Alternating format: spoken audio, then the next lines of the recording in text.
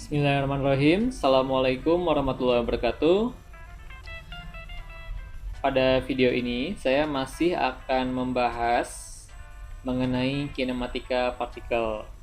Nah, berbeda dengan video sebelumnya atau pada materi minggu lalu, di mana di sini saya akan fokus membahas mengenai gerak dua dimensi.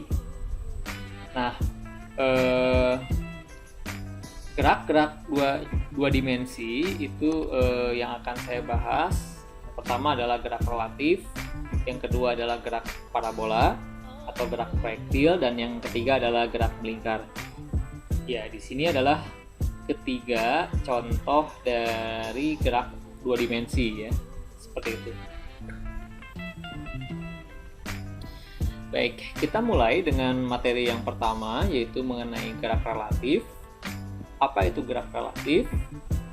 Baik, kita langsung saja. Nah, jadi sebetulnya gerak itu dia bersifat relatif ya. Gerak itu bersifat relatif. Kita bisa menentukan benda itu bergerak atau tidak, itu tergantung dari siapa yang mengukurnya ya. Atau yang disebut istilahnya itu adalah dengan kerangka acuan ya. Jadi kita menentukan benda itu bergerak atau tidak itu tergantung siapa yang melihatnya ya, seperti itu. Nah, kita lihat contohnya di sini. Di sini terdapat dua orang. Saya beri nama ini si A dan ini adalah si P. Si P ini dia ceritanya dia sedang berada di dalam sebuah bis ya. Dan sedangkan si A ini dia ada di pinggir jalan gitu ya. Nah, pertanyaannya adalah siapa yang bergerak dan siapa yang diam. Oke, nah baik. Kemudian si bis ini ceritanya gitu ya. Ceritanya dia si bis ini bergerak ke kanan seperti itu. Nah, maka pertanyaannya, apakah si P ini bergerak atau diam? Ya. Apakah dia bergerak atau diam? Nah, tergantung ya. Jawabannya adalah tergantung. Tergantung dari siapa yang melihat gitu ya. Siapa yang melihat si P. Kalau kita jadikan si A ini sebagai kerangka acuan ya, seseorang yang mengukur si P, maka menurut si A, si P ini bergerak ya, seperti itu. Nah, lain halnya jika yang kita jadikan acuan itu adalah bisnya ya. Kalau kita jadikan acuan itu adalah bisnya ya, maka dikatakan si P ini dia tidak bergerak ya, si P ini dia diam ya. Nah, jadi menurut si A ya, si P ini bergerak ke kanan dengan kecepatan VB. Tapi kalau kita menggunakan bis ini sebagai kerangka acuan, maka dikatakan bahwa si P ini dia sedang diam ya, sedang tidak bergerak ya, seperti itu. Nah, sekarang kalau misalkan si P-nya ini dia bergerak ya, seperti itu. Jadi si P ini di dalam bisnya itu dia sedang maju gitu ya, sedang bergerak gitu ya, seperti itu dengan kecepatan VP seperti ini. Nah, maka pertanyaannya adalah apakah si P ini bergerak? Ya, betul ya. Menurut si A, si P bergerak. Menurut bis, si P bergerak juga ya, seperti itu. Nah, pertanyaannya adalah berapa kecepatan yang dilihat atau yang diukur oleh si A terhadap si P. Si A akan melihat si P ini bergerak dengan kecepatan VP tambah VB. Ya. Jadi si A ini dia akan melihat si P ini bergerak lebih cepat. Ya. Karena si P ini dia mendapatkan atau dia memiliki dua kecepatan. Yang pertama kecepatan yang berasal dari dirinya sendiri yaitu VP. Yang kedua adalah kecepatan yang diberikan oleh bis ya, atau kecepatan yang yang berasal dari bis, yaitu VB. Sehingga si A ini akan melihat si P ini bergerak dengan kecepatan VP tambah VB, ya, seperti itu. Nah, hal yang seperti ini itu dikatakan bahwa si P ini dia bergerak secara relatif, ya. Dikatakan bergerak secara relatif. Jadi gerak relatif itu adalah tergantung dari kerangka acuan mana yang kita lihat, ya, yang kita gunakan. Nah, ini adalah analisis dari ilustrasi yang kita jelaskan tadi, ya. Oke, jadi meskipun P ini diam terhadap bis, ya, ini kasus yang pertama, tapi menurut A si P ini bergerak, ya. Jadi tadi di awal itu kan ketika si P ini dia diam terhadap bis, tapi kalau kita lihat A, si P ini bergerak, ya, seperti itu. Nah ini adalah vektor kecepatan yang dilihat oleh si A, ya, terhadap si P, ya. Jadi ini kecepatan yang dilihat oleh si A terhadap si P ini sama dengan penjumlahan dari kecepatannya si P ini, ya, terhadap bis ditambah dengan kecepatan si bis terhadap si A. Nah ini adalah kemudian contoh lain dari kecepatan relatif itu adalah, nah ini contoh ilustrasi lainnya. Misalkan di sini seseorang yang dia itu berjalan di atas sebuah rel, ya, ini namanya rel. Si relnya itu dia bergerak maju ke depan, sedangkan si orang ini dia bergerak miring ke utara, ya, miring ke atas. Nah maka kalau kita lihat dari atas gitu, ya, ini kalau kita lihatnya dari atas, maka kira-kira ilustrasi gerakannya itu adalah seperti ini, ya. Jadi relnya itu dia bergerak ke kanan, si orang itu dia bergerak miring ke sebelah atas ini. Nah maka kalau kita jumlahkan secara vektor, ya, kalau kita lihat si orang ini dari atas, maka gerakannya itu menjadi seperti ini, ya. Kita tinggal jumlahkan saja resultan vektornya. Ini adalah vektor dari kecepatan si rel, gitu, ya. Ini adalah vektor dari kecepatan si orang itu. Nah maka penjumlahannya itu adalah vektor yang warna merah ini, ya, seperti itu. Ini adalah contoh kasus kalau arah kecepatannya itu arahnya tidak segaris, gitu, ya, seperti itu. Jadi tinggal Anda gunakan saja kaidah vektor yang sudah kita pelajari sebelumnya.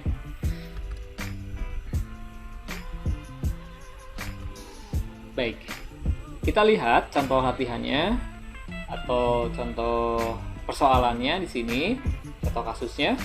Di sini ada seekor burung yang terbang lurus, ya, terbang lurus dari selatan menuju utara dengan kecepatan 4 meter per sekon. Selama di perjalanan, sebuah angin bertiup dari barat ke timur dengan kecepatan 3 meter per sekon. Tentukan kecepatan dan arah pergerakan burung jika dilihat oleh orang di bumi. Seperti itu. Nah, di sini kasusnya sama seperti orang yang tadi yang berjalan di atas rel, ya, seperti itu. Di satu sisi dia memiliki kecepatan dari yang arahnya itu dari selatan ke utara, ya. Pada di sisi yang lain dia mendapatkan kecepatan dari angin, ya, seperti itu. Jadi si burung itu dia mendapatkan dua kecepatan. Dia memiliki dua kecepatan. Yang pertama dia berasal dari dirinya sendiri, yang kedua dia mendapatkannya dari angin, ya. Maka si burung itu kalau kita lihat akan bergerak secara miring, ya, dengan nilai 5 meter per detik. Seperti itu, ya. Jadi tinggal diresultankan, ya, kecepatan dengan kecepatan itu kita resultankan, ya, keduanya vektor resultan. Maka kita akan mengetahui kemana arahnya, ya, kemana arah burung itu akan berbelok, gitu, ya, seperti itu. Nah, itu adalah mengenai gerak, ya, gerak dua dimensi, gerak relatif, ya. Jadi untuk kasus burung ini si burung itu akan terlihat dia bergerak miring ke arah utara, ya, condong ke arah utara dan ke arah timur jika dilihat oleh orang yang di bumi, ya, seperti itu. Nah, itu namanya adalah gerak relatif. Baik. Kemudian pada pembahasan berikutnya kita akan membahas mengenai gerak parabola, gerak proyektil. Nah, ini adalah gambarnya seorang atlet basket, ya, yang sedang melempar bolanya, ya, ke arah ring, ya, ke arah keranjang, ya, keranjang. Nah, ini merupakan contoh dari gerak parabola, ya, gerak parabola.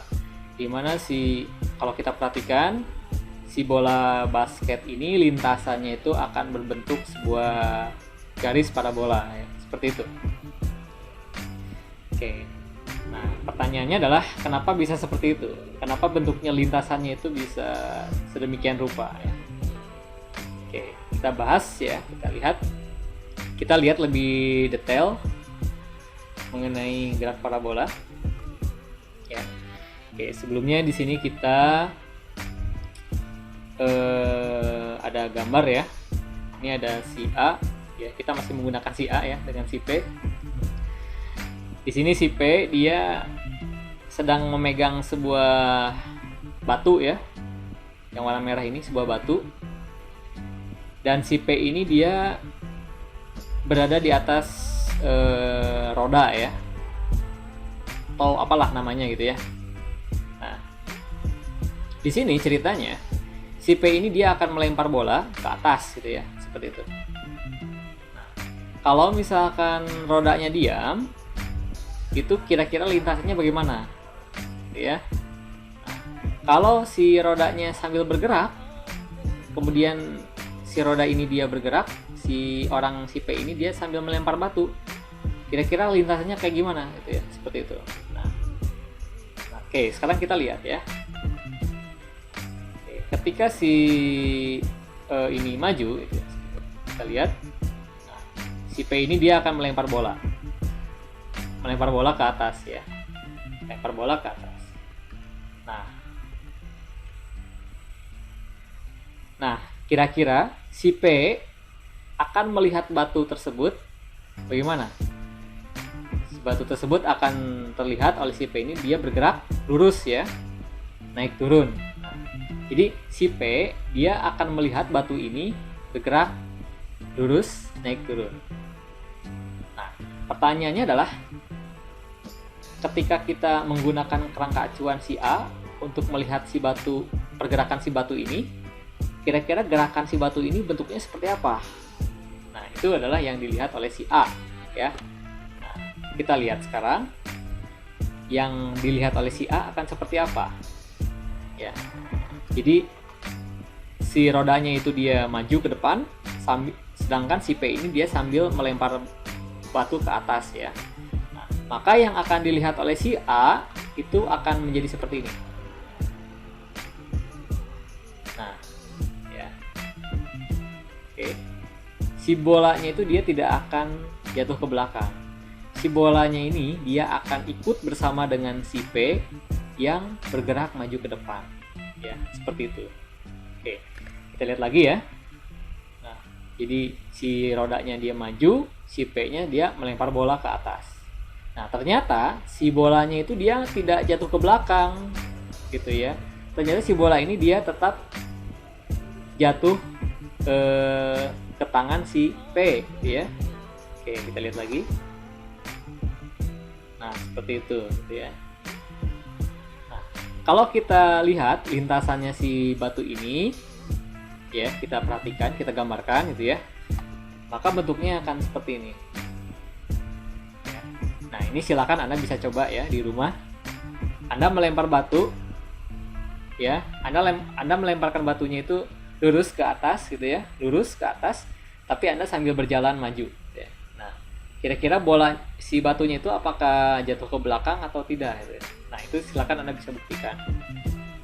Nah, ternyata jika kita plot ya lintasan batunya, maka kita akan melihat sebuah lintasan yang berbentuk berbentuk sebuah parabola ya, seperti itu, berbentuk kurva naik turun ya. Nah, ini adalah kurva parabola ya, ini namanya adalah kurva parabola. Nah, jadi kalau kita analisis pergerakan dari batu tersebut ya, jadi batu tersebut dia ini secara bersamaan ya, secara dalam waktu yang bersamaan, si batu ini dia melakukan dua macam gerak sekaligus. Yang pertama adalah GLB dan yang kedua adalah GLBB ya. Oh ya, sebelumnya ini saya jelaskannya, ini dia bergeraknya secara GLBB ya, kecepatannya konstan. Jadi si batu ini dia melakukan dua macam gerak sekaligus. Yang pertama dia melakukan GLB, arahnya itu ke kanan ya, akibat dari pergerakan si roda ini. Yang kedua dia melakukan GLBB akibat dilempar ke atas oleh si orang P ya. Dia lempar ke atas turun ke bawah ya, karena ada pengaruh gravitasi ya di situ. Nah, itu pembahasan minggu lalu ya. Jadi karena ada gravitasi, jadi gerakannya itu adalah GLBB. Nah, penggabungan antara GLB dengan GLBB ini itu akan menghasilkan gerak parabola seperti itu. Baik, sebelumnya kita lihat di sini ada sebuah pertanyaan ya. Ada sebuah pertanyaan di sini. Jika benda satu dijatuhkan, jadi kita ceritanya di sini kita memiliki dua buah benda ya. Ada benda yang pertama itu dijatuhkan, kemudian ada benda yang kedua itu dilempar, tapi dilemparnya itu mendatar ya, ke samping, mendatar ke samping ya, dari ketinggian yang sama ya. Jadi yang satu dijatuhkan, yang satu dilempar ke mendatar ya, ke samping, tapi ketinggiannya sama. Oke, kira-kira manakah yang tiba di tanah lebih cepat? Ya, kira-kira mana yang nyampe ke tanah itu lebih cepat itu ya, lebih dulu, yang lebih dulu nyampe ke tanah. Nah, ternyata setelah diukur gitu ya, setelah diamati, ternyata kedua benda itu tiba atau jatuh ke tanah gitu ya, itu dalam waktu yang bersamaan gitu ya. Jadi dalam waktu yang bersamaan seperti itu. Nah, mungkin di videonya gitu ya kita bisa lihat ya. Kita bisa lihat di videonya seperti apa.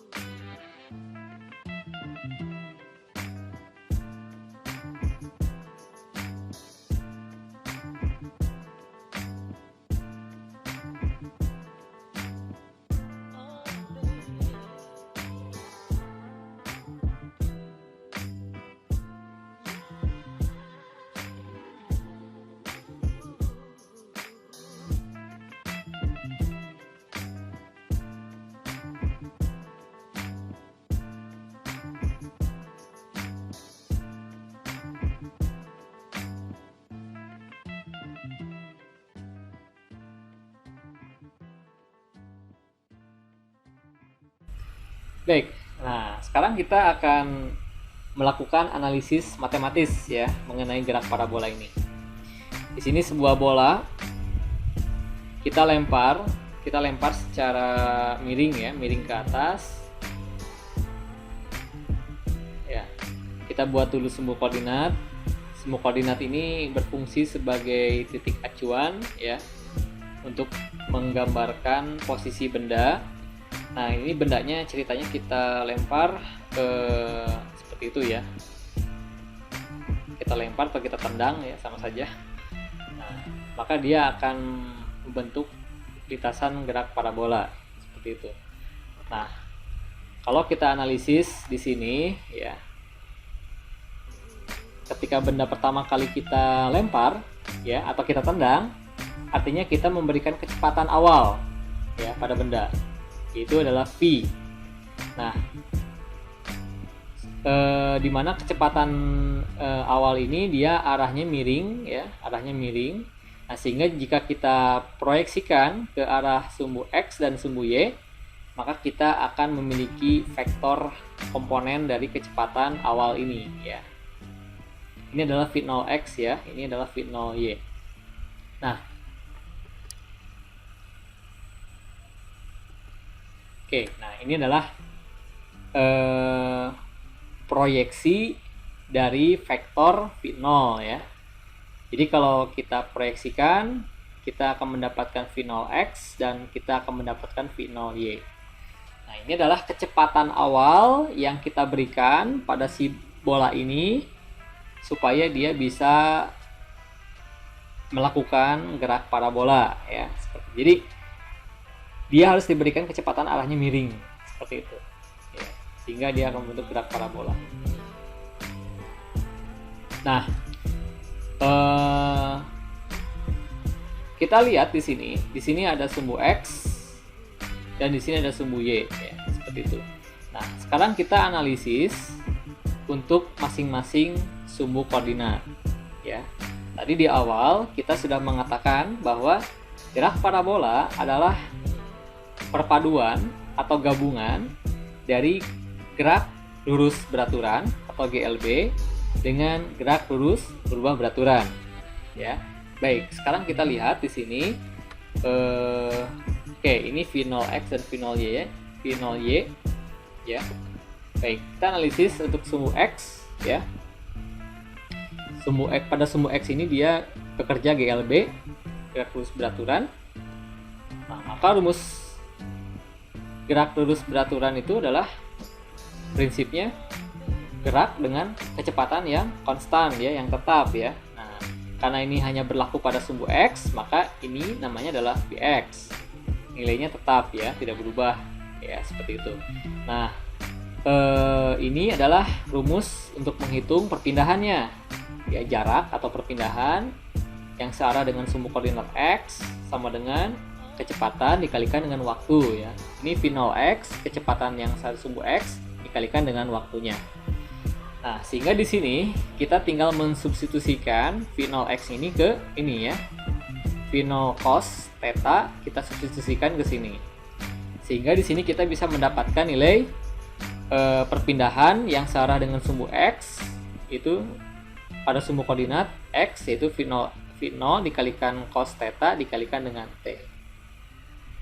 Nah, kemudian kita lakukan analisa pada sumbu y ya, pada sumbu y. Nah, pada sumbu y di sini jenis gerak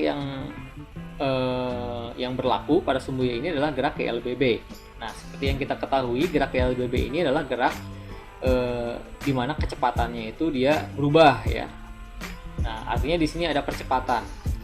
Nah, maka rumus-rumus yang berlaku pada GLBB seperti yang sudah kita bahas pada video sebelumnya bahwa menjadi seperti ini ya. Nah, ini adalah ada negatif gravitasi. Ini adalah negatif setengah gravitasi. Nah, ini sudah kita bahas pada video sebelumnya. Nah, sehingga tinggal kita masukkan, kita substitusikan ini v0 y ya, ini kita ganti dengan ini v0 sin theta. Ini juga sama ya, kita ganti dengan ini, sehingga kita bisa mendapatkan persamaan perpindahan ya. Ini adalah persamaan perpindahan yang searah dengan sumbu y ya. Jadi ini adalah yang searah dengan sumbu x, ini adalah perpindahan yang searah dengan sumbu y ya, seperti itu. Dan gerak parabola ini adalah perpaduan antara GLB dan GLBB ya, seperti itu. Jadi kita tinggal menggunakan rumus yang kemarin kita bahas ya, GLB untuk sumbu X, dan kita gunakan rumus-rumus GLBB, kemudian kita terapkannya pada sumbu Y, seperti itu. Nah, ini adalah persamaan vektornya ya, vektor kecepatan dan vektor perpindahan untuk gerak parabola. Nah, dari uraian yang tadi sebelumnya kita sudah ketahui ya bahwa vektor kecepatan untuk gerak parabola itu dapat kita tuliskan seperti ini ya.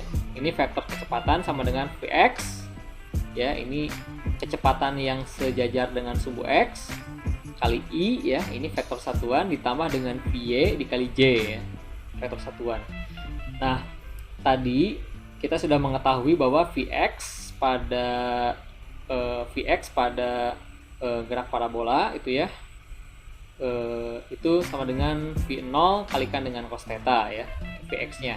Sedangkan Vy-nya ini karena dia itu GLBB ya, maka tadi kita sudah menuliskan ya, mendapatkan bahwa Vy itu sama dengan V0 kali sin theta dikurangi dengan GT ya, kalikan J topi. Nah, ini adalah vektor kecepatan dari gerak parabola ya, seperti itu. Nah, kemudian vektor perpindahan, nah prinsipnya sama dengan vektor kecepatan, jadi tinggal kita masukkan ya persamaan yang tadi yang sudah kita uraikan tadi. Ini X-nya, ini bagian Y-nya. X-nya itu adalah jadi V0 cos theta kali T ya. Nah, di sini dikalikan I topi tambah dengan ini adalah perpindahan yang sejajar dengan sumbu Y ya. V0 sin theta kali T kurang setengah GT kuadrat ya. Nah, ini hati-hati ini ya, ini sumbu X, perpindahan yang sejajar sumbu X, ini perpindahan yang sejajar sumbu Y, seperti itu ya. Nah,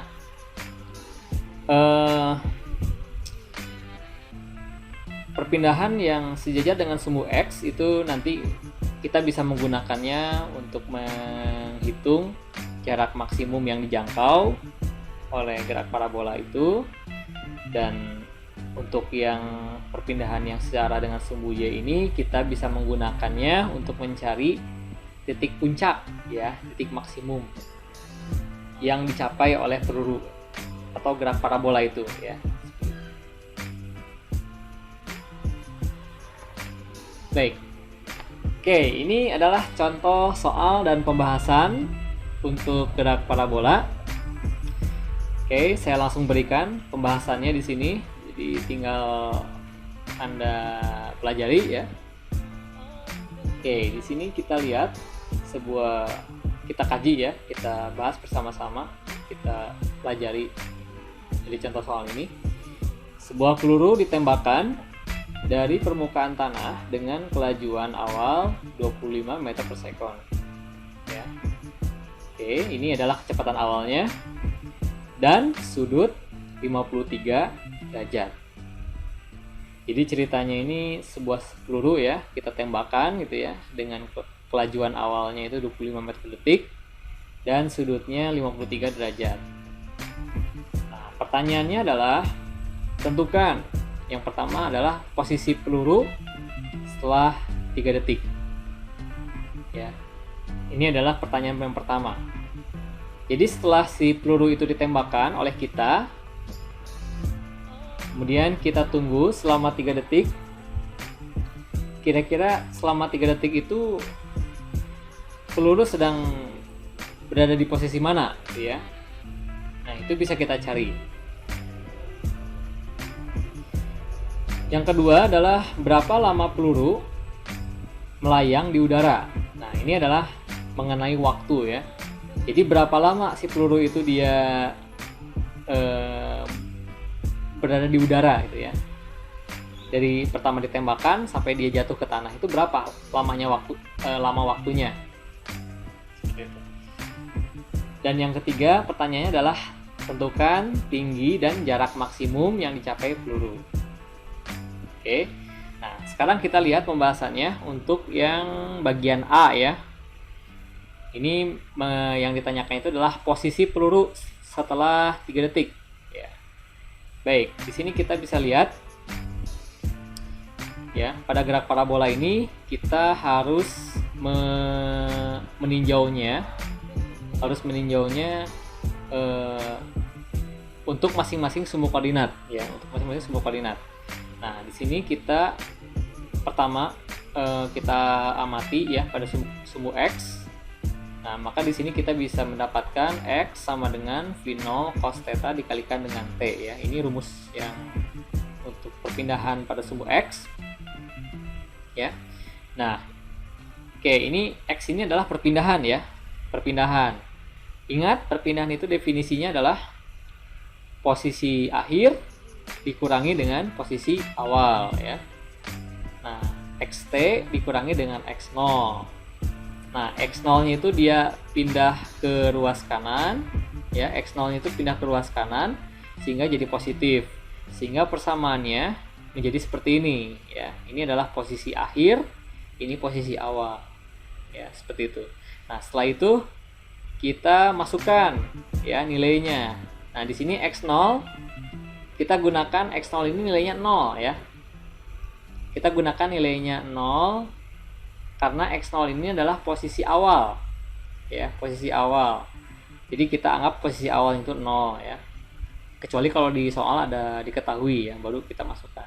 Nah, kalau di soalnya tidak diketahui, maka kita bisa menggunakan titik acuan awal ya. Titik awal itu titik nolnya gitu ya, seperti itu. Nah, oke, jadi ini X0-nya 0. Kemudian kita masukkan V0-nya. V0 itu adalah kecepatan awal 25 meter per detik. Kita masukkan cos 53 dikalikan dengan 3. Nah, sehingga kalau kita kalikan ini ya, ini kalau Anda lihat ini, maka Anda harus mengkoskan dulu ya. Ini kos dikoskan berapa nilainya, kemudian nanti dikalikan 25 dan dikalikan dengan 3. Sehingga kita akan mendapatkan nilainya untuk posisi akhir itu adalah 45 meter. Seperti itu. Nah, kemudian kita lihat pada sumbu Y. Ya, kita lihat pada sumbu Y. Karena pada sumbu Y itu dia bergerak secara GLBB, maka rumus yang kita gunakan itu adalah rumus GLBB ya. Nah, tapi di sini ada gravitasi, jadi negatif gravitasi ya. Nah, jadi di sini Y sama dengan V0 sin theta kalikan T min setengah GT kuadrat. Nah, sama seperti tadi ya, ini Y ini adalah perpindahan. Perpindahan itu definisinya adalah posisi akhir dikurangi posisi awal ya. YT dikurangi dengan Y0. Kemudian Y0-nya ini kita pindah ruas ke kanan jadi positif ya. Jadi persamaannya seperti ini. Ya. Nah, setelah itu kita masukkan angka-angkanya ya, sama seperti tadi ya. Di sini karena tidak diketahui posisi awalnya, jadi kita anggap posisi awal itu 0 ya, seperti itu. Kecuali kalau diketahui ya ketinggian awalnya gitu ya. Ini di sini ketinggiannya itu karena dia dari tanah ya. Nah, ini sebuah peluru ditembakkan dari tanah, berarti dia dari bawah ya. Nah, maka kita anggap ini dari titik 0. Seperti itu. Maka Y0-nya itu adalah 0. Ya. Ini Y0 ini adalah ketinggian akhir. Ini ketinggian awal gitu ya. Ini ketinggian akhir, ini ketinggian awal ya. Nah, tinggal kita masukkan angka-angkanya seperti ini. Maka kita akan mendapatkan nilai posisi akhir ya, YT ini adalah posisi akhir. Nilainya adalah 15,8 meter ya. Atau ini ketinggian akhir ya. Ini ketinggian akhir, ini jarak akhir gitu. Nilainya adalah 15,8 meter. Ini adalah jawaban untuk pertanyaan yang A ya, seperti itu. Kemudian kita coba menjawab untuk yang pertanyaan yang B. Berapa lama peluru melayang di udara? Ya. Jadi si pelurunya itu ketika dia naik, turun, nah itu waktunya berapa gitu ya. Ketika dia mulai ditembakkan dari bawah, kemudian dia turun ke tanah, berapa lamanya waktunya? Oke, dan pertanyaan berikutnya itu tinggi dan jarak maksimum ya yang dicapai oleh peluru. Oke, kita lihat Nah, ini untuk yang lamanya, berapa lama peluru berada di udara, ya. Nah, kalau kita lihat lagi, si peluru itu kan dia bergerak ya dari sini, titik acuannya 00, naik, kemudian turun, ya. Nah, kalau misalkan ditanya gitu ya, misalkan dia naik, dia turun ya. Nah, kira-kira kalau Anda lihat di sini, kira-kira perpindahannya itu atau perpindahan yang sejajar dengan sumbu Y-nya itu berapa? Ya. Perpindahannya itu berapa? Ketinggian perpindahan itu berapa? Perpindahan yang searah dengan sumbu Y itu berapa? Ya. Dia awalnya di bawah titik 0, naik ke atas, turun lagi ke bawah. Ya. Dia kembali ke titik 0 lagi gitu. Jadi ketinggian akhirnya dia di sini dikurangi dengan ketinggian awal. Di sini ketinggiannya berapa? 0. Ya. Di sini ketinggiannya berapa? Ya 0 juga ya. Maka perpindahannya berapa? Perpindahannya itu adalah 0. Ya. Karena dia ketinggiannya tidak berubah. Posisi Y-nya tidak berubah. Awalnya dia di bawah 0, ujungnya juga dia di bawah juga 0. Seperti itu, awal dan akhir. Jadi ya ini adalah nilainya 0. Nah, kemudian dari rumus ini kita menggunakan rumus GLBB ya, GLBB yang sejajar dengan sumbu Y ya. Karena kita berurusan dengan sumbu koordinat Y untuk menentukan waktunya ya. Kita masukkan Y-nya sama dengan 0. Oke, kemudian di sini, nah ini ada matematik, ada utak-atik matematik ya. Ini dipindah ruaskan di sini, kemudian T-nya dicoret sehingga kita mendapatkan T-nya di sini nilainya adalah ini, ya. Nah, ini adalah waktu yang dibutuhkan oleh benda, oleh peluru ketika selama dia ada di udara, gitu ya. Nah, dari sini kemudian kita masukkan angkanya. Ya, nilai-nilainya V0-nya 25 dan sudutnya adalah 53 derajat. Kemudian kita gunakan gravitasi, nilainya 9,8. Sehingga kita bisa mendapatkan waktunya itu adalah 4,07 sekon. Nah, ini adalah waktu yang dibutuhkan oleh peluru ketika dia bergerak, naik dan turun ya. Ketika dia dari tanah, kembali ke tanah. Ketinggiannya 0, ujungnya juga ketinggiannya 0. Nah, ini lamanya waktu yang dibutuhkan adalah 4,07 detik ya, seperti itu. Nah, kemudian kita cari, pertanyaan berikutnya adalah jarak maksimum ya. Jarak maksimum yang dicapai oleh peluru ya. Nah, jarak maksimum di sini itu adalah jarak dari titik awal ya, titik penembakan ke titik akhir. Nah, kalau kita tarik garis dari sini ke sini, berapa jaraknya? Nah, itu adalah jarak maksimum ya. Nah, untuk mencarinya bagaimana jarak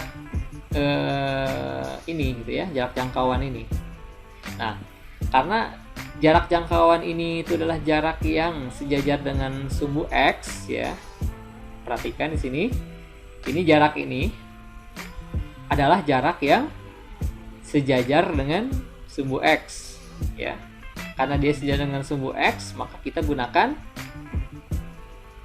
rumus gerak ya, rumus GLB ya. Karena dia sejajar dengan sumbu X. Nah, sehingga kita gunakan rumus ini, perpindahan yang searah dengan sumbu X sama dengan V0 kalikan cos theta dikalikan dengan T. Ya, sehingga kita rubah jadi seperti ini. Ini posisi akhir sama dengan ini adalah posisi awal ditambah dengan V0 cos theta kalikan T. Ya. Nah, di sini kita masukkan X0 itu adalah 0 karena kita menggunakan titik awalnya 0 ya. Di sini dan V0-nya adalah 25 dan cos-nya 53. Nah, di sini T ini adalah definisinya? T ini adalah waktu yang dibutuhkan oleh si peluru ya ketika dia bergerak dari sini ke sini. Jadi T ini itu adalah waktu yang dibutuhkan oleh si peluru ketika dia bergerak dari ini ke sini. Nah, dari sini ke sini itu waktunya sama dari sini ke sini. Seperti itu ya. Waktunya itu sama dengan 4,07. Seperti itu. Nah, sehingga kita bisa menggunakan informasi dari waktu ini. Ini nilai T yang sudah kita peroleh tadi ya. Kita masukkan ke sini. Sehingga setelah kita masukkan angka-angkanya, kita hitung, maka kita bisa mendapatkan nilai posisi akhir dari si benda ini yang searah dengan sumbu X. Itu nilainya sama dengan 61,23 meter ya. Artinya jarak dari sini ke sini itu jaraknya nilainya adalah 61,23 meter. Ya. Ini adalah jarak jangkauan terjauh ya, maksimum yang dicapai oleh peluru.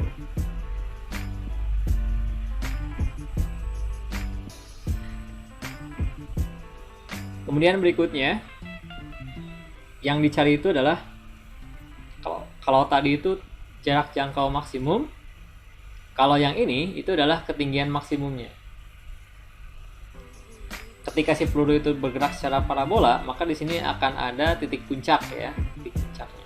Nah, pertanyaannya itu adalah berapa titik puncaknya?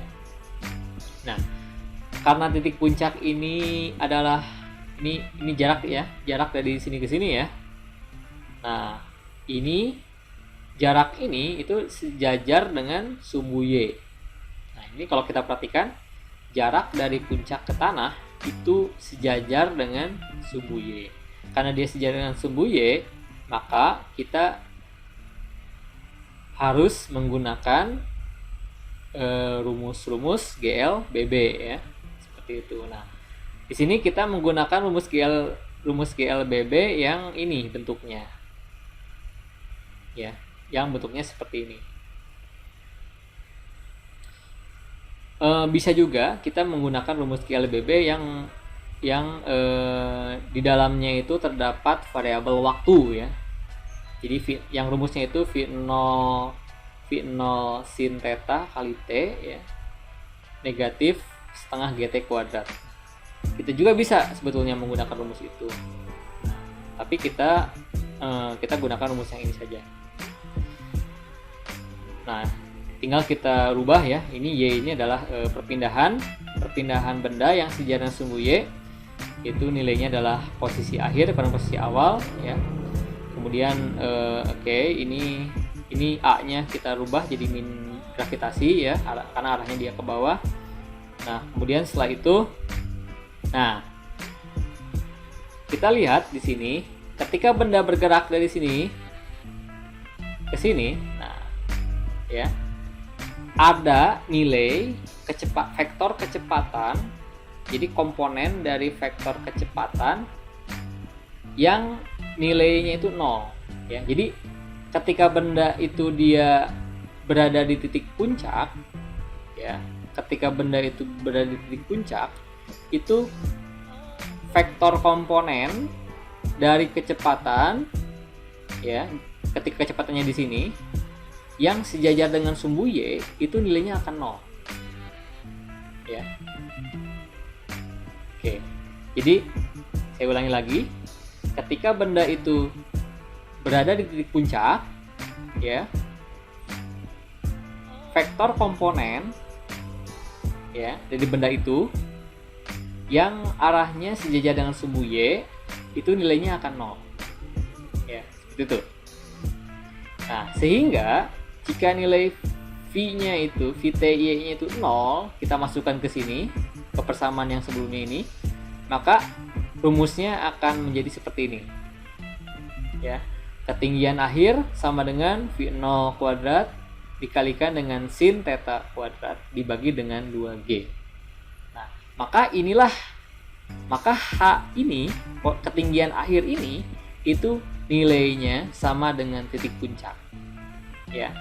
Nah, sehingga jika kita masukkan angkanya, maka kita bisa mendapatkan nilai ketinggian puncaknya itu nilainya sama dengan 20,34